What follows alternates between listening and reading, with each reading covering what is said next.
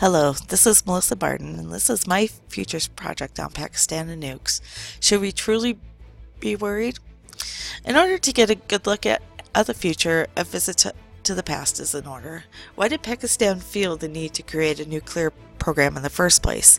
It's 1971, things are feeling rather bleak for the poor nation, and every war that incidentally they started, India had proceeded to kick their butt pretty handily, and at this point, not only had they lost face as a military might, they also ended up losing half their population, as West Pakistan became Bangladesh. They'd had allies, but mostly in word and not in help, and decided, as they were having a pity party of sorts, that the only way to go about getting ahead and give India something to think about before Pakistan could be attacked by them was to join in the nuclear arms race. Now, at this point, I could go into more of the history of how they stole the plans and such, but the main point I wanted to get across was that Pakistan never learned its lessons that maybe starting wars wasn't such a great idea.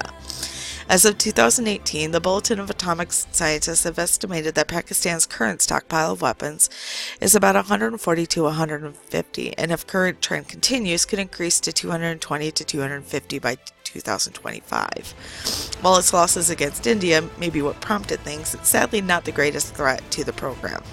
According to Seymour Hersh of The New Yorker, that, quote, the principal fear is mutiny, that extremists inside the Pakistani military might stage a coup, take control of some nuclear assets, or even divert a warhead. Let that sink in for a moment.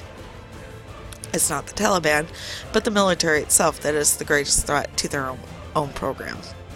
Graham Allison of Newsweek adds in 3 points why. First, he states that in 2003, A.Q. Khan was arrested for selling the technology to Iran, Libya, and North Korea, which he was able to due to instability within the country, and others could take similar opportunities. Second, there is a higher risk of theft within the design of their control system. In order to protect it, the codes are not limited to a single person, but instead they distributed the codes and weapons to multiple agencies or authorities. While this was done to keep India from simply eliminating a single person and thus end the entire program, it does increase the risk of corrupt officials taking advantage of the power.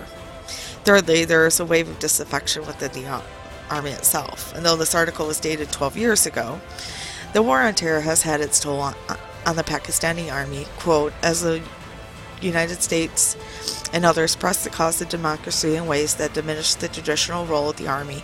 Pakistanis offers ambivalence about United States may increase.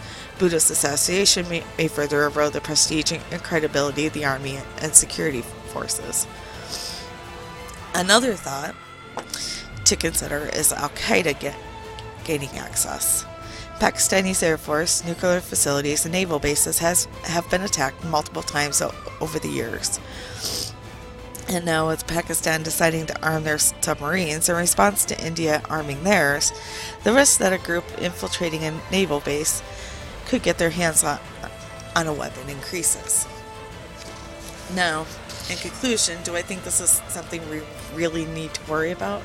Well, I do believe it is so. I believe it's something we don't need to panic about by any means.